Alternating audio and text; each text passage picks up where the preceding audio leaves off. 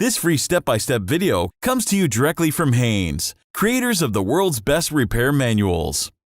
Fix your car or truck the right way with our accurate and reliable information at your side. You can complete more than 200 jobs on this vehicle when you purchase the complete online manual at Haynes.com. Open the trunk and pull aside the luggage compartment carpet to access the rear shock absorber mounting nuts. Remove the two upper shock absorber mounting nuts.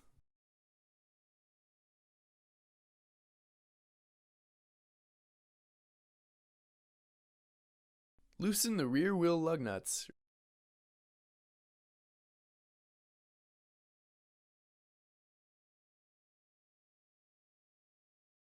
Raise the rear of the vehicle and support it securely on jack stands.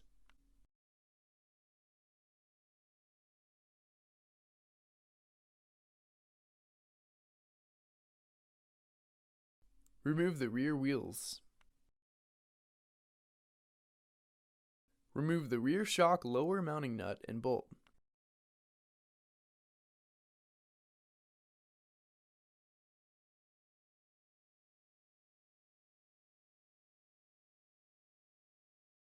Lower the shock and strut assembly down and out as necessary to allow for removal. Position the shock assembly in place for installation, first by sliding the bottom of the shock down through the lower control arm, enough to allow the upper studs of the shock to clear the top of the fender. Move the upper studs of the shock assembly into the mounting holes above. Slide in the lower shock absorber mounting bolt in the same direction as it was removed. Install the nut onto the bolt, but do not tighten it yet.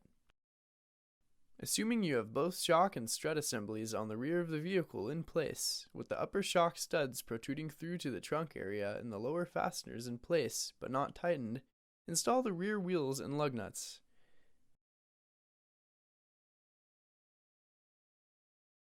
Safely lower the vehicle.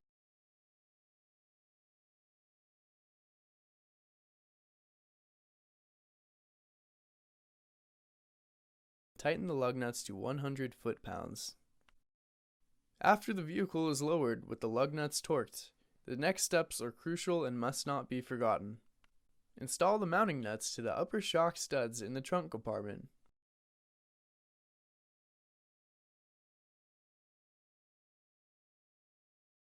And tighten them to 41 foot-pounds.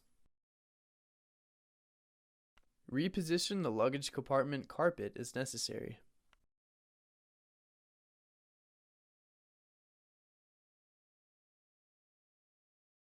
Finally, tighten the lower shock assembly mounting nuts to 73 foot-pounds.